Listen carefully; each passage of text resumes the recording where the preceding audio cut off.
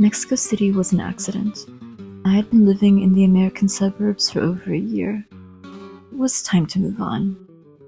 I'm certainly no stranger to solo travel. Southeast Asia was my home for 4 years.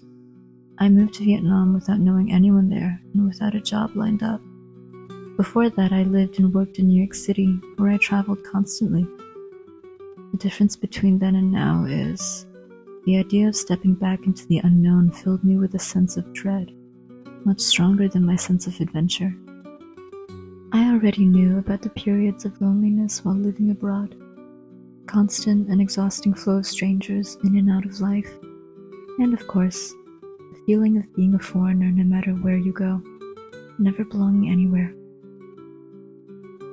A friend moved to Mexico City a few months ago and told me it was an amazing place to live. My first question was if it was safe. I replied yes, if you stay in safe neighborhoods and avoid walking late at night. My second question was about the cost of living. He said it was more expensive than Southeast Asia, but much more affordable than the United States. My third question was about the climate. He said it was mild during the day and chilly at night. I booked my ticket before I could talk myself out of it. I admit I didn't have a burning desire or interest in Mexico or any country at that moment. I only knew I had to go somewhere. Mexico was a large country with rich culture, vibrant cuisine, and warm people. It was a good place to start. I sat next to a pregnant woman on my flight. She was half Mexican and half Cuban, but born and raised in Miami. Her first child was a boy. This one was a girl. She and her husband agreed 2 children were enough. Even though her business trip was only for a few days, it was so hard to be apart from her child. I told her my plan to travel through Latin America for the next 2, maybe even 3 years. Her brown eyes opened wide. I'm not sure if she was intrigued or alarmed. Her eyes opened wider when I told her I didn't speak Spanish, although I had been studying with language apps for the past 2 months, which was better than nothing. I asked her if "excuse me" in Spanish was disculpa. She nodded yes. I'd soon learn there were 3 other ways, all to be used under the suitable circumstances. The flight lasted about 4 hours. I received a free 180-day tourist visa. No one asked for a return ticket. I'd find out later that not everyone entering Mexico is treated with the same lenience. I thought the dark cloud of anxiety would clear as soon as I landed, but it continued to hang over me as the car drove through the city to my new apartment. I hadn't traveled alone in over a year, and this reinitiation into independence and big city life was disorienting. I was confused when I met my host, Santiago. His profile photo showed him wearing a dress shirt with short hair, glasses, and a warm smile. The person who greeted me was indeed Santiago, only his hair was in long, voluminous curls, and his eyes glowed with bronze eyeshadow.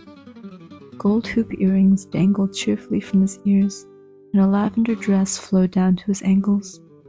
He had the same radiant smile, but 1,000 times warmer, and enhanced with purple lip gloss.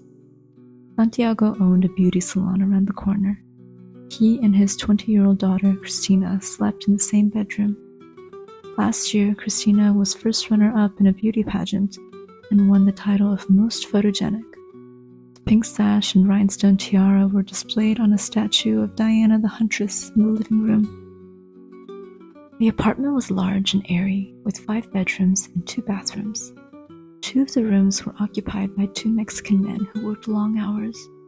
One was from Mexico City, and the other was from the state of Tabasco. I rarely saw them. Santiago used to live in a modern building that collapsed in an earthquake. He moved into this current apartment because, even though it was much older, it was still standing and suffered minimal damage.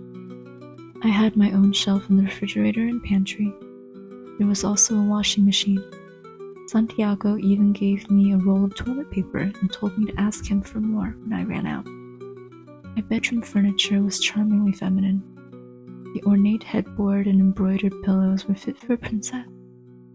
On one of the nightstands was a figurine of an Asian girl holding a fan. I smiled and took it as a sign that this was where I was supposed to be. Unfortunately, the feeling was short-lived. Before my arrival, Santiago warned me the apartment faced a busy main road. I foolishly believed I'd have no issue since my apartment back in New York City was right next to the Manhattan Bridge, where the Q train rumbled past my window every 5 minutes. After a while, it sounded like crashing waves at the beach, but that was nearly 10 years ago. I'm much more sensitive to noise now. The sounds of traffic in a city of over 20 million people kept me awake for 3 days. I felt like there were shards of glass in my brain. Blaring horns and relentless beeping became demons outside my window, jeering at me, mocking my exhaustion. My thoughts grew darker and darker. I began to cry. It felt like I was lost inside my own life. I was supposedly steering it in the direction I wanted. The most ridiculous thing of all was that I was a seasoned traveler. This wasn't even my first time in Latin America. I just felt so disconnected this time, like everyone else was firmly in the saddle of their lives, while I was floating like a balloon in space. Nothing tying me down, but nothing to hold on to either.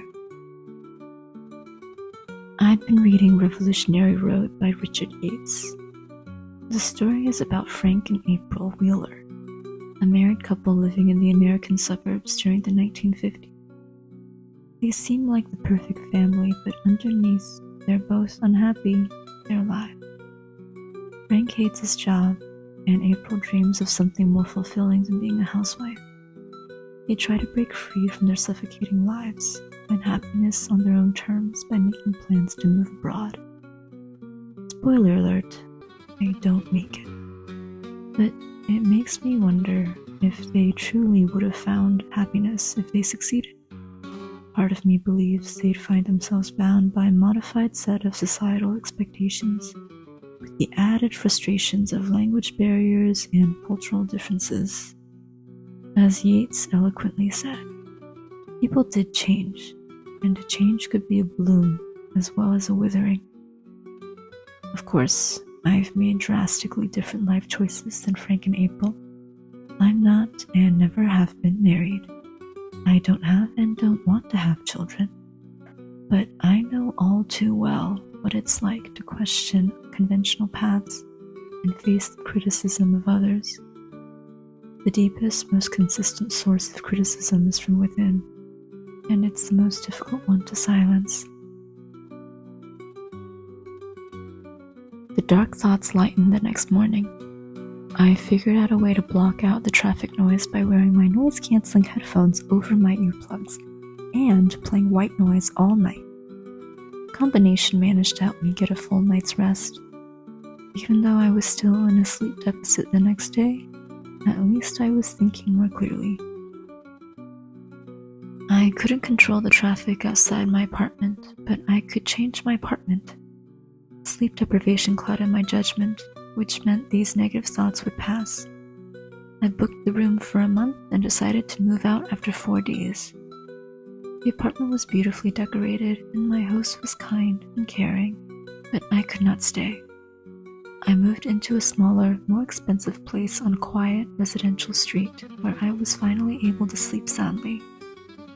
I lost more than half the money I paid, but I decided it wasn't as important as my health, and it wouldn't impact my finances in the long run. My freelance work was steady, so I knew there was more money coming in as I began to navigate this new phase of life. I would be okay. I was determined that I would be okay. Sometimes it's the only thing to do. Find out what happens later in the week in this video, when I move another 3 times in the span of 1 month and begin exploring Mexico City with an intriguing new friend.